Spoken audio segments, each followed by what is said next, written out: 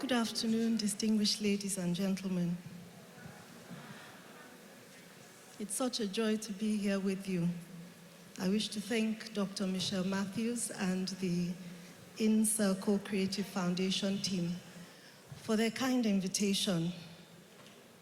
I'm very worried about the topic I was given. It says her story, from creativity to advocacy.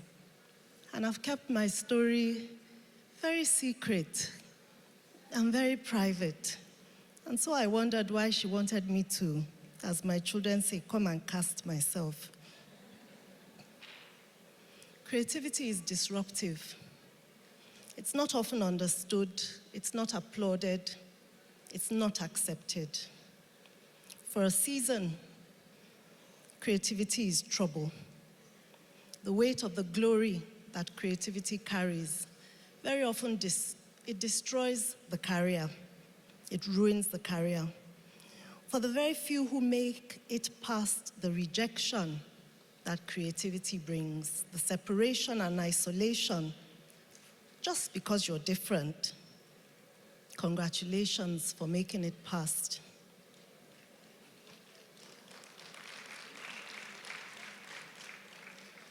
You and I know you are not always called a creative. What we carry was not applauded, it was not accepted, and it was not encouraged either. Growing up, for me, there were very few careers that were accepted by our parents.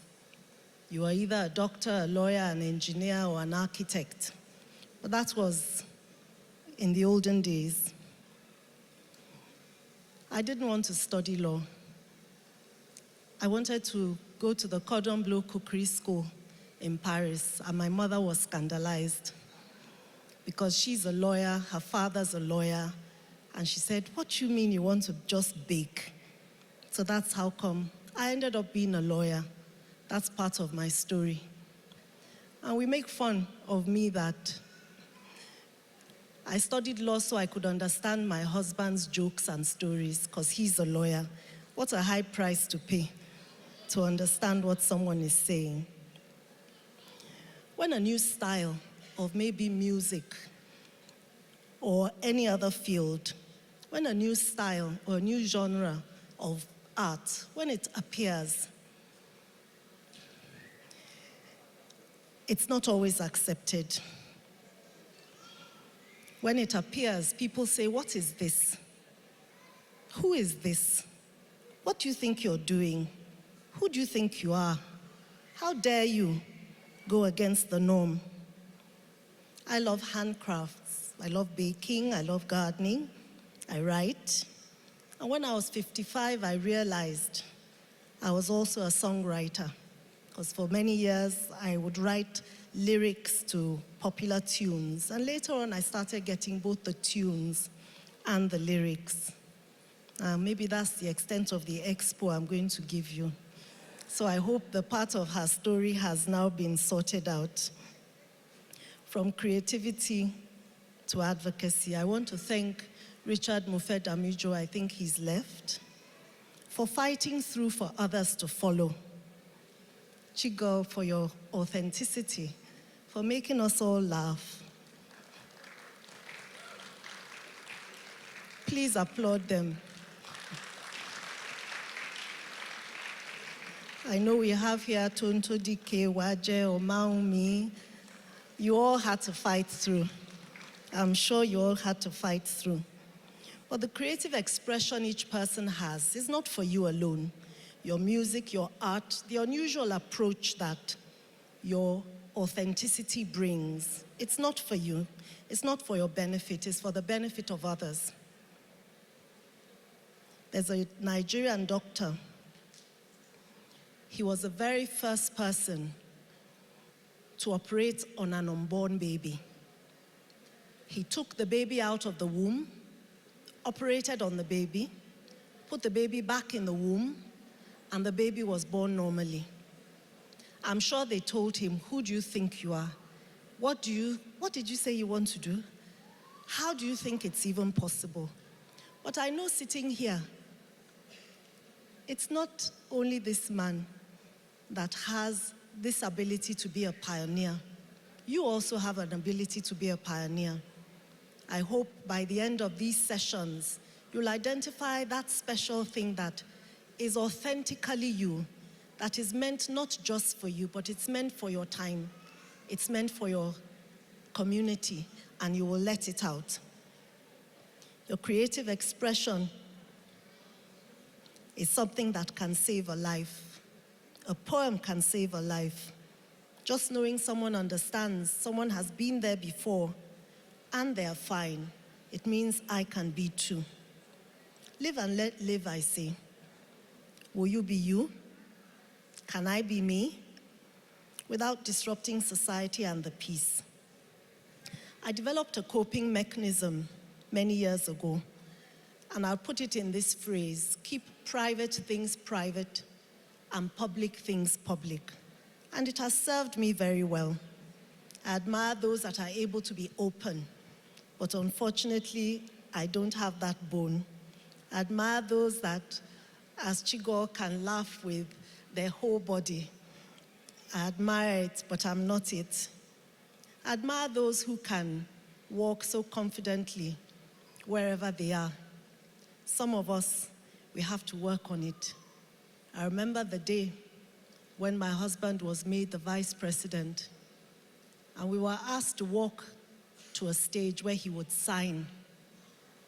I kept saying to myself, look up, Dolly. Look up, Dolly.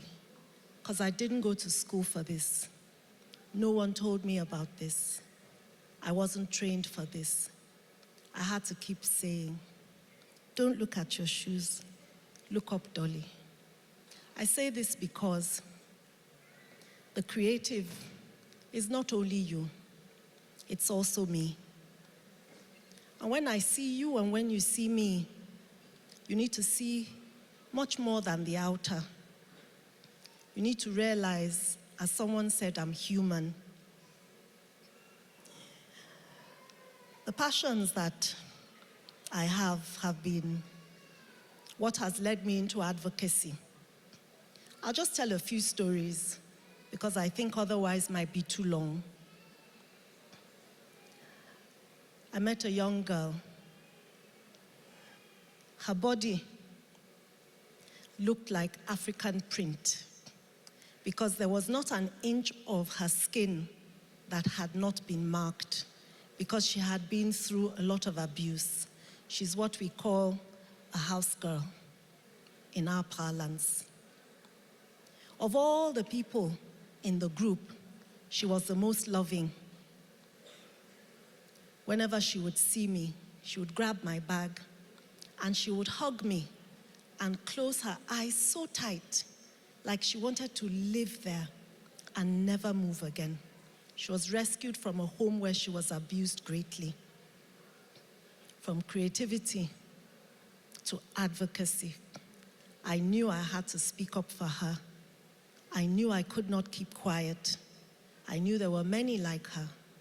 I had to speak up. Creativity is when you dare to do things differently. Creativity is when you're inspired, you're stirred, and even you wonder about yourself, that what's wrong with you? What are you thinking about? But the whole world is waiting for you because it's not just about you.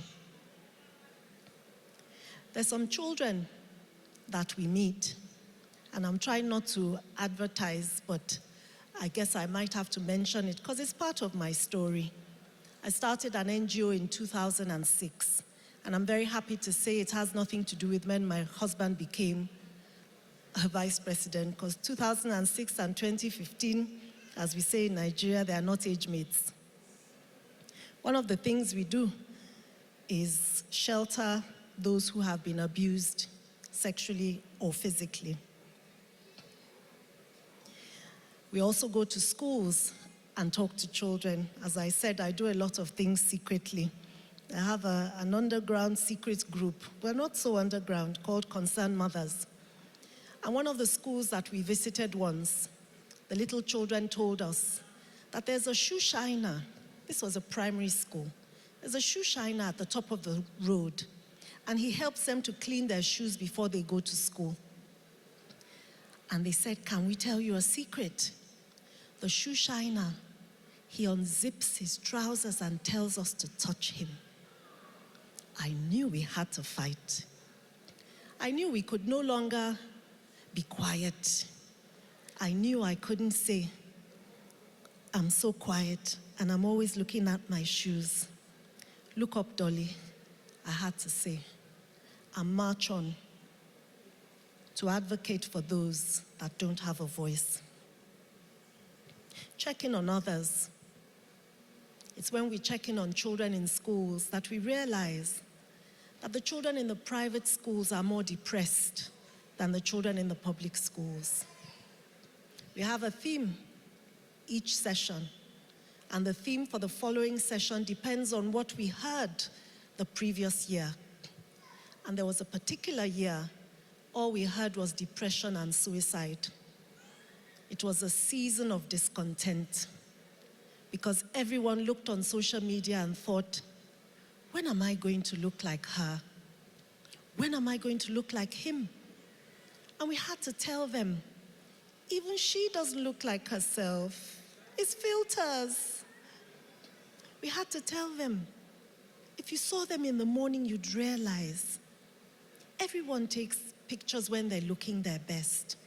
It's okay.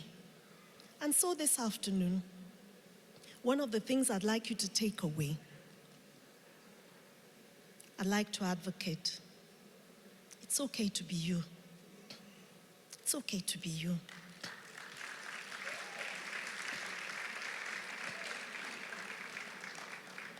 Unless you are your authentic self, you rob yourself and you rob us as well. Courage is required to ride the storms and walk through the wilderness of the seasons. For about 10, 12 years, I did a work with area boys under the bridge in Lagos. This was many years ago, before my family and I went to Abuja. And I remember a friend stopping by under the bridge once and seeing me in the midst of these, to be honest, very smelly boys, very rough, very gruff. And she looked at me and she really did look down on me and what are you doing here? What's this you're doing? She spoke so disdainfully about the work. But today, one of those boys that we took from under the bridge at age 11 or 12, he's a lawyer in Abuja today.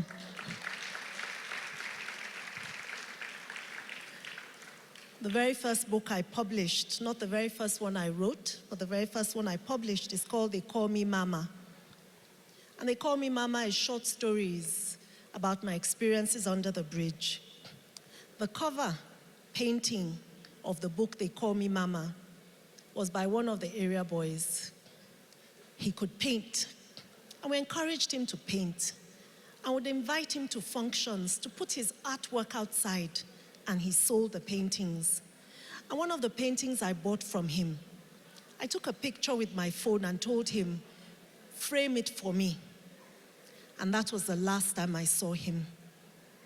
That is the cover picture of my book, They Call Me Mama.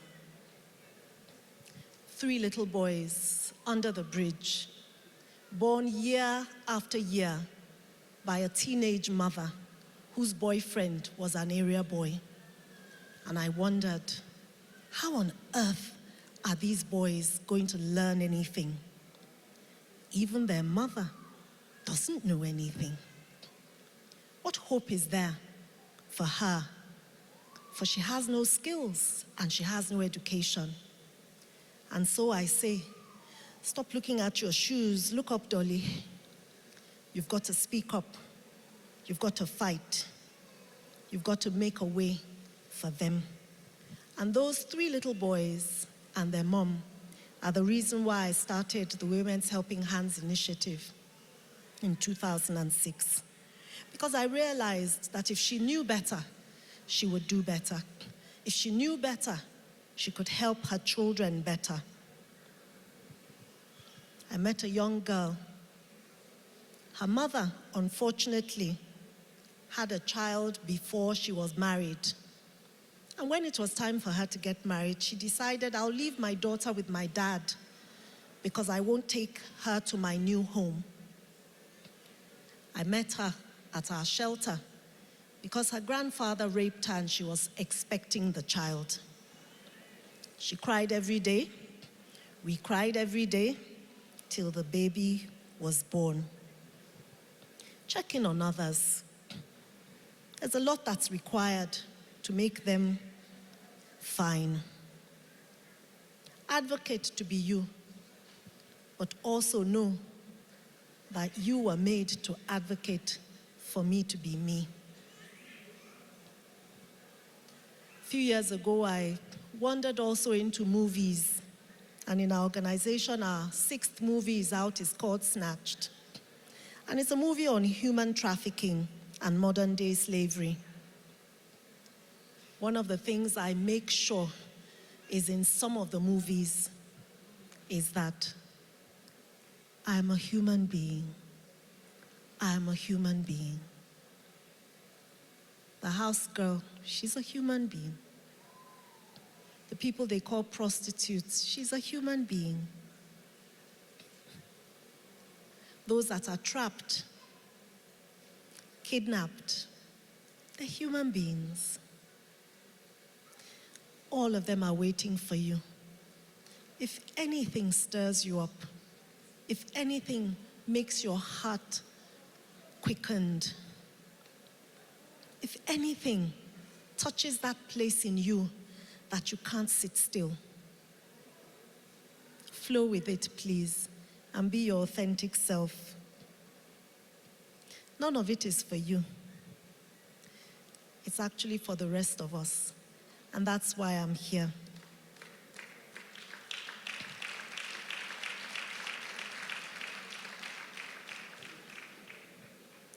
I'll end with a note of encouragement, just to let you know that the things you feared the most probably will never happen.